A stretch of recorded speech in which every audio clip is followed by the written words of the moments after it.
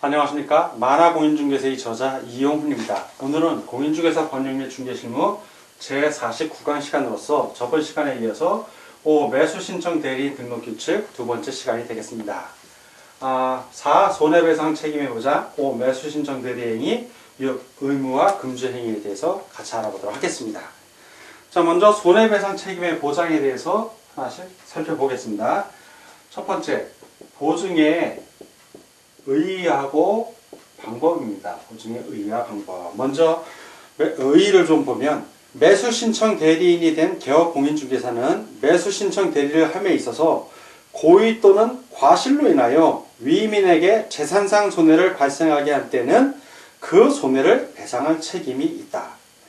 따라서 매수신청 대리인이 되고자 하는 개업공인중개사는 손해배상 책임을 보장하기 위하여 보증보험 또는 협회의 공제에 가입하거나 공탁을 해야 한다. 그래서 이 보증의 방법이 세 가지가 나옵니다. 첫 번째는 보증보험이죠. 보증보험이고, 두 번째는 협회의 공제에 가입하는 겁니다. 협회의 공제에 가입하는 것이고, 세 번째는 공탁이에요. 공탁. 근데 거의 공탁을 하는 사람은 없습니다. 대부분 협회의 공제에 가입하는 게 현실이고요. 그래서 보증을 위해 공탁한 공탁금은, 공탁을 한 경우에요. 공탁금은 매수신청 대리인이 된 개업공인중개사가 폐업, 사망 또는 해산한 날부터 몇 년 이내에 회수할 수 없다? 요거는 3년 이내에는 회수할 수 없습니다. 이 공탁을 한 경우에는. 자, 두 번째는 이 손해배상 보증을 가입했을 때 하고 이제 매수신청 대리인 등록하고 이제 매수신청 대리 업무를 하는 겁니다. 설명과 교부입니다. 설명과 교부. 매수신청에 위임을 받은 개업공인중개사는 매수신청인에게 손해배상 책임이 보장에 관한 다음의 사항을 설명하고, 어떤 걸 설명을 한다? 보장금액. 자, 첫 번째, 보장금액. 금액이 얼마인지 설명을 합니다. 두 번째는 보증보험회사 공제사업을 행하는 자 공탁기간 및 그 소재지. 즉, 내가 어디에 이 보증을 놓다고, 그 보증기간을 말하는 거죠. 기관. 그래서 이 보증보험회사, 그 협회에 가입을 했으면 그 공제사업을 하는 협회를 말하는 것이고요. 공탁, 법원에 있으면 그 해당 지방법원, 거기를 얘기하는 겁니다. 그 소재지까지. 네 번째는 이제 그러니까 세 번째는 보장기간입니다. 기간. 그 보장하는 기간이 언제부터 언제 사이라고, 이 보장기간. 요 세 가지를 설명을 해야 됩니다. 그리고 뭘 교부한다? 줘야죠. 설명으로 끝나는 게 아니라 이 관계증서의 사본을 교부하거나 관계증서에 관한 전자문서를 제공하여야 합니다. 그래서 교부하여야 한다. 자, 그러면 세 번째, 이 보증을 했는데 이 보증 금액은 어떻게 되는가? 보증 금액 시험에 잘 나오죠. 액수가 딱 정해져 있으니까 이런 것들은. 그래서 법인인 개업공인중개사에는 2억 원 이상입니다. 자, 2억 원 이상. 그리고 다만 분사무소를 두는 경우는 분사무소마다 얼마씩? 그렇죠. 1억 원 이상입니다. 1억 원 이상을 추가로 설정해야 합니다. 1억 원 이상이니까 2억 원도 되고 3억 원도 되는 거예요. 근데 그렇게 하는 사람은 없죠. 1억 원 이상 그러면 딱 1억 원만 합니다. 자, 두 번째, 개업공인중개사의 경우에요. 아까는 법인인 개업공인중개사고, 이번엔 법인이 아닌 일반 개인인 개업공인중개사라고 생각하면 됩니다. 이런 개업공인중개사는 얼마 이상? 1억 원 이상을 보증금액으로 설정을 하면 됩니다. 자, 이렇게 해서 손해배상 책임의 보장에 대해서 설명을 마치고요. 다음 5. 매수신청 대리 행위에 대해서 같이 알아보도록 하겠습니다. 자, 이번에는 5. 매수신청 대리 행위입니다. 매수신청 대리 행위. 매수신청인이 법원 등록한 개업공인중개사에게 매수신청 대리해달라고 위임을 합니다. 그러면 법원 등록한 개업공인중개사가 법원에 가서 경매 부동산에 대해서 매수신청을 하는 겁니다. 매수신청. 그 매수신청이 대리에서 하는 행위이기 때문에 매수신청 대리행위라고 하는 겁니다. 그래서 낙찰을 받게 되면 대리인이니까 법률 관계는 매수신청인이 최종적으로 낙찰을 받는 이런 관계가 되는데, 바로 요 매수신청 대리행위에 대한 걸 지금 공부하는 겁니다. 자, 매수신청 대리행위. 첫 번째, 그 그 대리행위의 방식입니다. 대리행위의 방식. 보면 개업공인중개사는 대리행위를 하는 경우 각 대리행위마다 대리권을 증명하는 문서를 제출해야 한다. 자, 문서를 제출하고 낙찰 신청서에 입찰 신청서에 기재하고 입찰을 하면 된다는 얘기입니다. 근데 그 대리권을 증명하는 문서는 뭐냐면 본인의 인감증명서가 첨부된 위임장하고 대리인 등록증 4번입니다. 자, 방식의 핵심은 개업공인중개사가 지금 매수신청 대리행위를 하는데 각 대리행위마다 각각입니다. 각각의 대리행위마다 무슨 문서를 제출한다? 대리권을 증명하는 문서를 제출합니다.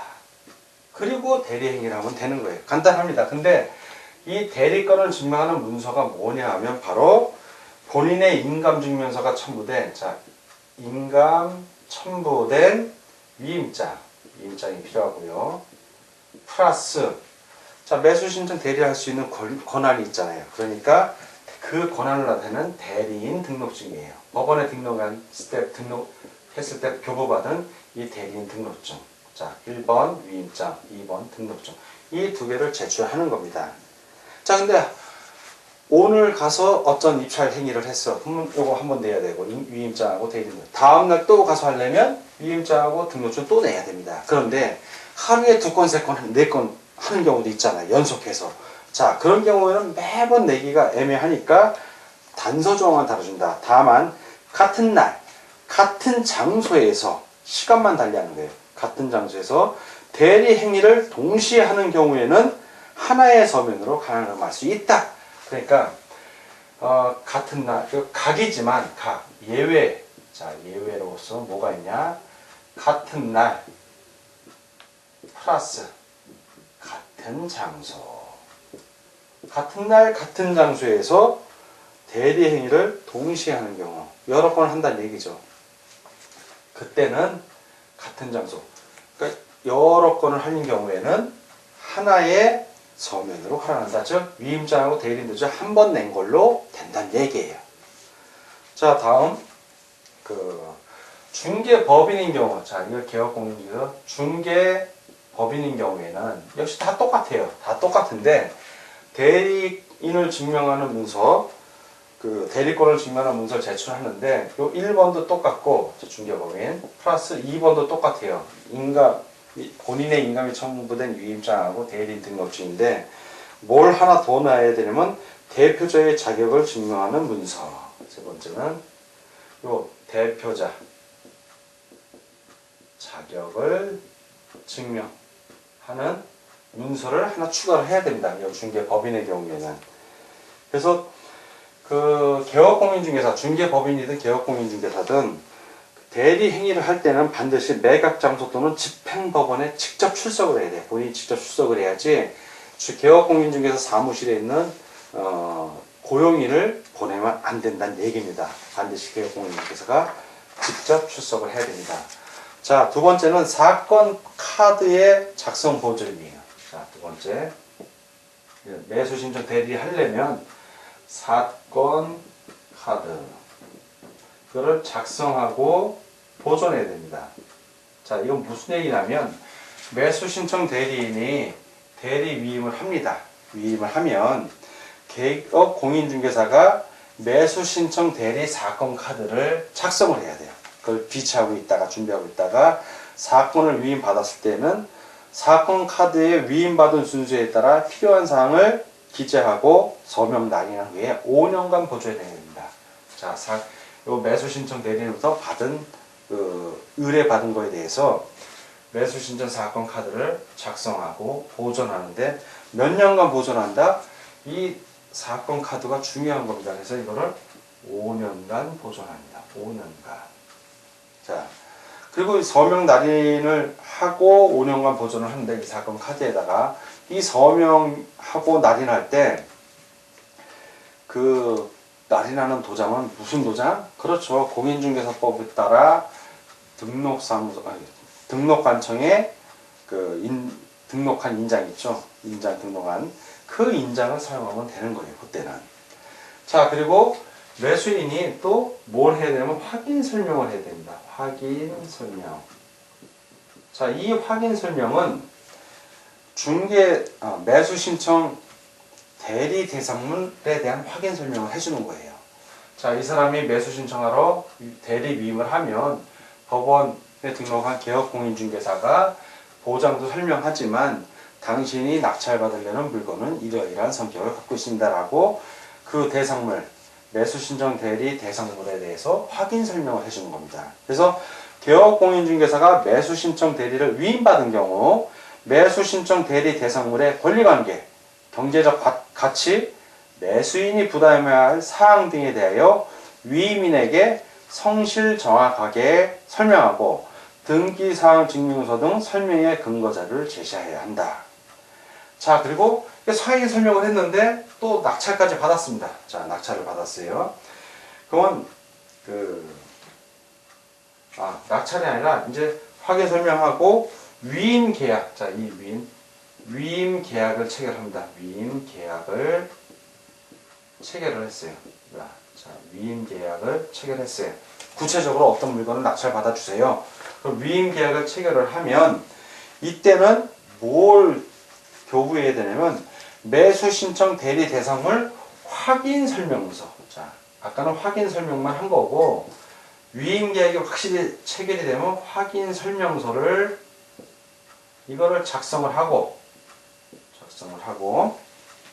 서명 날인을 합니다. 그 인장 등록한 걸로 위임인에게 작성한 다음에 교부를 해야 돼요.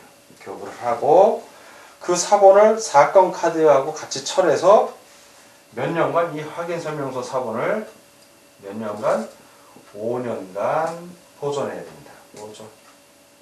자, 5년간 사건 카드도 작성해서 5년간 보존하고 확인 설명서, 위임 계약이 체결되면 이 확인 설명서도 작성하고 한 분을 주고 나머지 하나, 사본 또는 나머지 하나를 5년간 같이 사건 카드하고 같이 철해서 보존을 해야 된다는 얘기입니다. 자, 이렇게 매수 신청 대리 행위에 대한 거를 배웠고 다음 의무와 금지 행위 등에 대해서 같이 알아보도록 하겠습니다. 자, 이번에는 6. 의무와 금지 행위에 대해서 같이 알아보도록 하겠습니다. 자, 의무는 크게 한 4가지 정도가 나오는데 첫 번째, 신의, 성실, 공정 수행입니다. 자, 신의, 성실, 공정 수행이에요. 자, 개업공인중개사는 신의와 성실로서 공정하게 대리 업무를 수행해야 된다. 그렇죠. A라는 사람이 B 물건에 대해서 낙찰받고 싶다고 대리를 신청했습니다. 입찰 대리를.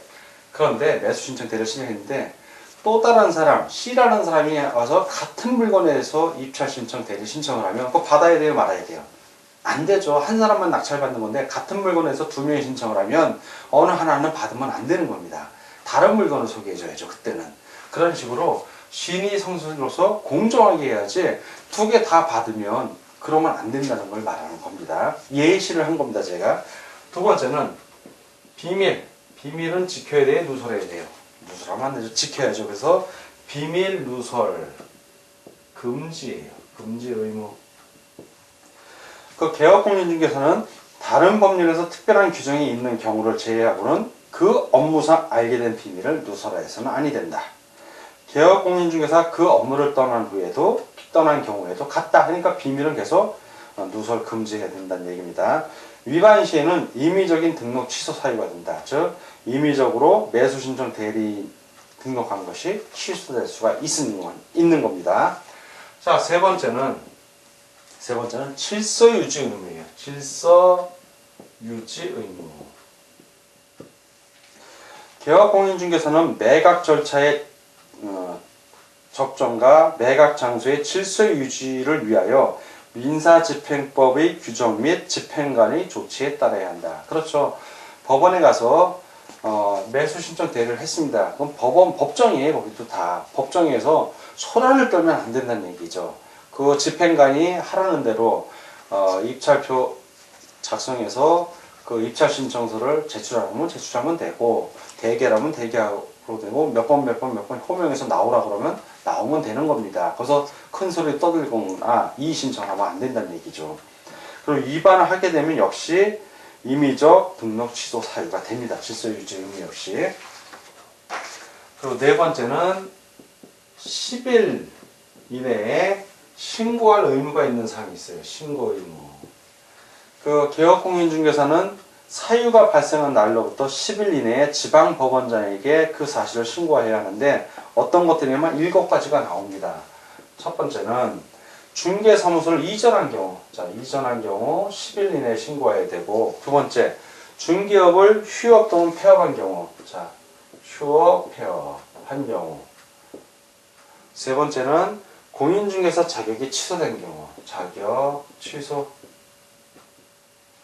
네 번째 공인중개사 자격이 정지된 경우, 자격 정지. 다섯 번째는 중개사무소 개설 등록이 취소된 경우, 등록 취소. 이 등록은 중개사무소 개설 등록 취소입니다. 여섯 번째는 중개 업무 정지, 업무 정지. 일곱 번째 분사무소 설치한 경우, 분사무소 설치. 이런 변화가 있으면 10일 이내에 신고를 해야 된다는 얘기입니다. 지방법원장에게. 그리고 그 금지행위가 있어요. 금지행위. 금지행위가 대략 한 8가지가 나옵니다. 금지행위. 1번 개업공인중개사의 금지행위 한번 읽어보겠습니다. 개업공인중개사는 금지행위를 하여서는 아니 된다. 위반 시 지방법원장은 개업공인중개사의 매수신청 대리인 등록을 취소할 수 있다. 이 금지행위를 위반하면 임의적 등록 취소 사유에 해당이 됩니다. 그래서 금지행위를 위반하면 안 돼요.